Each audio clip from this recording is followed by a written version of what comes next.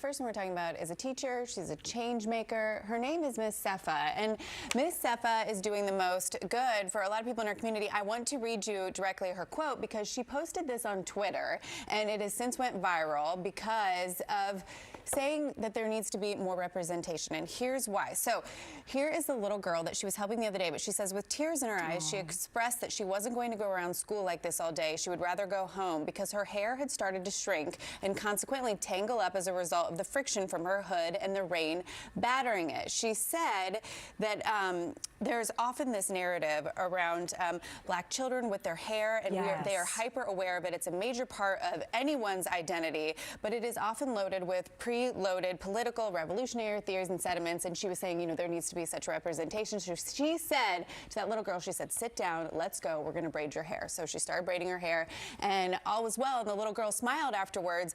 But when she posted this, the outpouring of support and people sharing their own experiences has just grown exponentially. You know, she said there was another teacher that said there was a little girl that came in every morning and said, will you do my hair?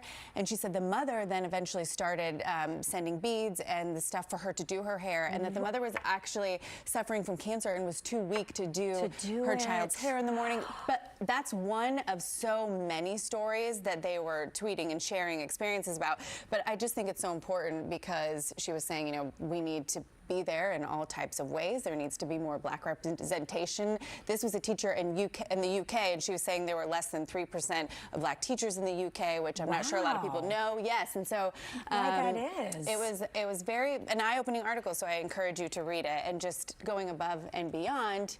But should it be above and beyond? Maybe it should just be how we live.